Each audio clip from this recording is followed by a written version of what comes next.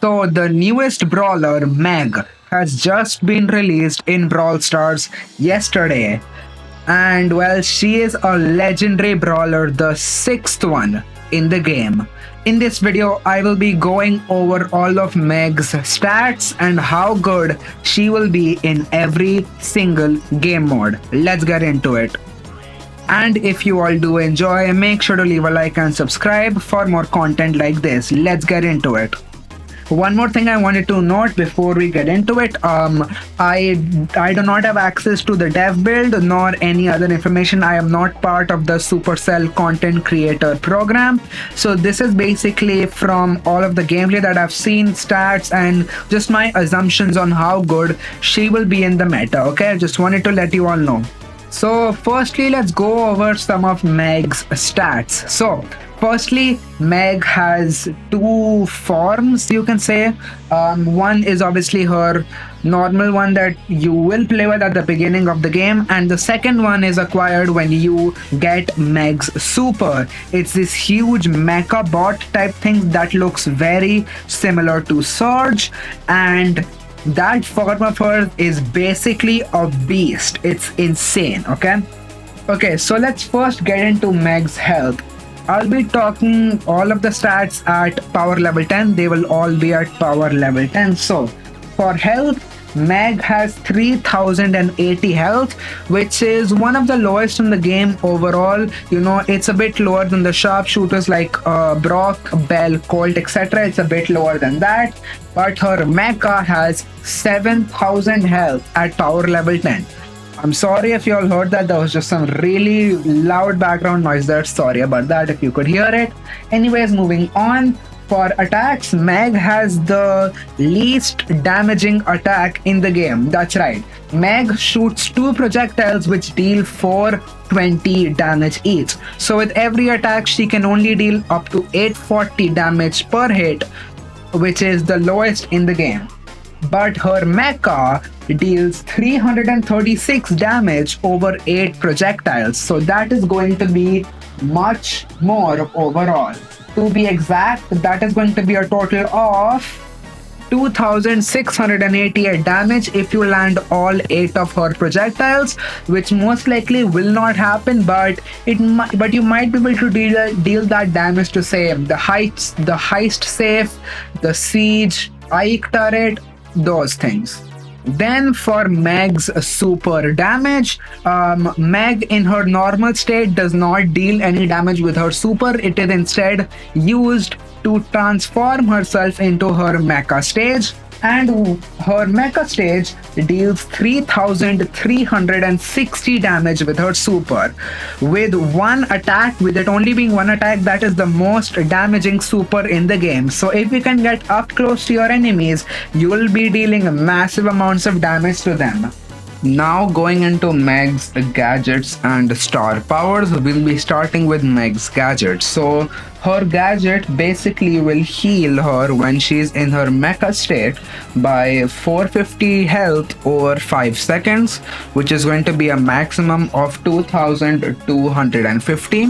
This is a pretty decent star power because even normally if Meg gets healed by, say, a Poco or a Byron or a Pam, etc., that healing is reduced by a lot. I don't know the exact percentage, but it is reduced when she is in her mecha state. So this is basically the best way to heal Meg and the best way to keep her alive when she is in her mecha state, because she also does take damage over time. To be precise, she takes 2% damage over time every second. So overall she can survive for a maximum of 50 seconds without the gadget. So the gadget going to be really good. And now for Meg's star power. Her star power will give her a 35% shield when she loses her mecha state, or when she basically when her mecha Now going into Meg's star power. Her star power gives her a 35% shield when her mecha is taken out. So this shield is already like really high, it's 35%, and it lasts for 30 seconds. It lasts for 30 seconds, a 35% shield for 30%. How crazy is that? I don't think there is a 35% shield as of now in the game. That is actually a really good star power. To be exact, her health then becomes 4158 after the shield. So that will give her a lot more survivability, and it will just make her overall much stronger once her mecha is taken out. And once she goes back into her mecha state, that shield is then no longer available to her. Then for movement speeds, Meg normally has a fast movement speed, and in her mecha state, she has a normal movement speed. For attack ranges, Meg has a pretty decent attack range of 9 tiles, but when she is in her mecha state, that attack range is more than halved, and now it will be 4 1/3 tiles, so 4.33 tiles to be exact. Supercharge rate, in her normal state she will need to land 6 of her projectiles, which can be a minimum of 3 of her base attacks. So if you can land those, and she also has a really fast reload speed, we'll be getting into that later. You'll be able to repeatedly get her super, which is going to be really nice. And in her super state, you actually don't even need to deal any damage to opponents to charge her super. In Meg's mecha state, she recharges her super every 5 seconds. And now getting into the reload speed, in her normal state, her reload speed is 1.3 seconds, and in her mecha state, it does increase a little bit, but it's not really that much. It is now 1.5 seconds. They're both considered as fast reload speeds, just to let you all know. So those are really going to be the base stats for Meg. Now let's get into how good I think she will be in every game mode. So let's first get into Gem Grab. In Gem Grab, I think she's going to be an average brawler, and this is why. When Meg is in her mecha state, she's obviously going to be one of the most broken brawlers in the meta. But the thing is, she will not be in her mecha state the entire time. It's sort of similar to Surge, where when you are on stage 4 with Surge, he is absolutely OP, but on stage 1 he is really not that strong. You have to really be able to get your super as quick as you can for you to even be useful. And the worst thing is, Meg can only deal a maximum of 840 damage with each of her attacks in her normal state. That is just not what you want in Gem Grab. Even though it is sort of a passive game mode, you have to wait until you get 10 gems. So I don't think she'll be great there. But when, let's say that you're losing and you have to get the gems, Meg in her mecha state will be really strong in those situations. But overall, I think she'll be average in a Gem Grab. Then moving into Brawl Ball, I think she'll be a decent brawler there, because on Brawl Ball it is a bit easier to charge your super here and there, and Brawl Ball is usually a bit more fast paced compared to Gem Grab. You'll be able to charge your super well, and whenever you can get up close to your opponents, especially in maps that do have a lot of walls, you'll be able to do a lot of work there. Meg can also be a great goal scorer because in her mecha state she has 7000 health, and in situations where, let us say that the opponents are charging down you and are going to score, in her mecha state with her super you can smack them all and deal 3360 damage, which is just a lot. Meg is going to be really good at defense, especially in Brawl Ball, and overall I see her being pretty decent, so I'm going to say she'll be above average. Then moving into Heist, I don't think she will be a great brawler in Heist. I think she'll be below average. Her damage output just isn't really that much. She can only deal decent damage when she is in her mecha state, and even then, to deal max amount of damage, she will have to get really up close to the safe, and that just isn't really how the heist meta is right now. The heist meta does prefer having long range brawlers like Brock, Bell, Colt, Spike. You can name them all, right? So on heist, she really will not be that great. She may be usable on maps that do have walls, but overall, her damage output is way too low for a game mode like heist. I'm gonna say heist is her worst game mode overall. If she would have had a bit more damage, she could have been a bit better. Then moving on to Bounty, again, I don't think she's going to be a great brawler in Bounty. In Bounty, you either need to have a decent amount of survivability or you need to be able to deal a lot of damage from a distance, which Meg can't really do either. So brawlers like Viper, Brock, Colette, not Colette, why did I say Colette? Bell, I wanted to say Bell there. But brawlers like them will just be able to outrange Meg, and she just will not be able to do much in Bounty either. I don't think she'll be that great there. I'm gonna say she's below average in Bounty as well, but not as bad as how it is in Heist. She can be useful in very few scenarios, but overall, Bounty not going to be one of her best game modes. Now going into Siege, I think Meg is going to be a good brawler in Siege.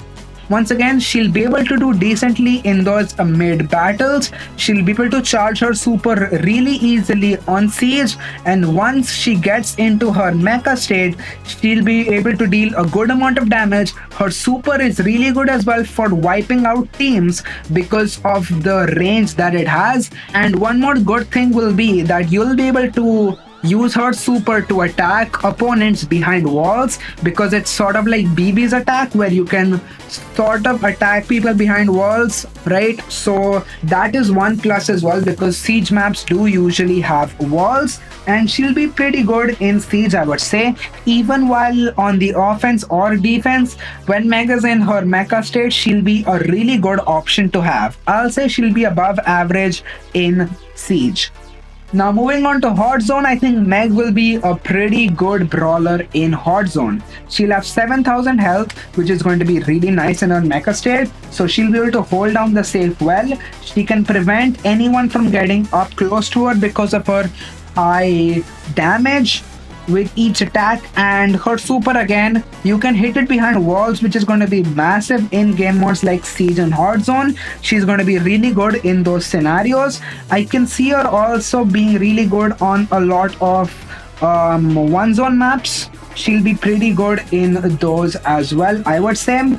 I think Hot Zone. I think Hot Zone will be her best game mode overall, just because in Hot Zone you don't really have to deal damage all the time. It's more about covering a specific area, which Meg will be really good at.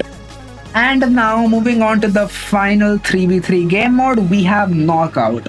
On Knockout, I think Meg will be an average brawler. Not the greatest that you will have, but not that bad either. On a game mode like Knockout, you need to get kills, and Meg can only really get kills once she is in her mecha state. She will need to be in that state to be able to get any sorts of kills. She can even be a decent brawler to rush with. You can also run her with healers on Knockout, because Knockout is usually smaller. It's a pretty small game mode in terms of the total map area, so she'll be pretty decent there. And you usually see, well, a lot of Edgars and randoms, so you should be able to beat those Edgars really easily. For the sharpshooters, again, since the map is overall smaller, it would be a bit better for Meg to have the 1v1 situations with them. And I think in her mecha state, she'll have good survivability as well, which will be really nice. Now moving on to Solo Showdown and Duo Showdown, the final game modes for this video. I don't think she'll be that great in Solo and Duo Showdown. Even though she'll be able to have a good amount of health, that it will not be permanent, and well, when she's in her normal state, it will take her way too long to break boxes and get power cubes, or to even kill any enemies. She will be dependent on getting that super and being able to then rush the opponents and try to get kills on them. And overall, I just don't see Meg being that great in Showdown. So, in my opinion, Meg will not be a great Showdown brawler at all. She'll be below average in both Showdown and Duo Showdown. So that is it for today's video. If you all have enjoyed, I would really appreciate it if you could leave a like and subscribe. It does help me out a lot. If you want to watch some other content of mine, I have this series called Brawlysis, which this is the part of as well.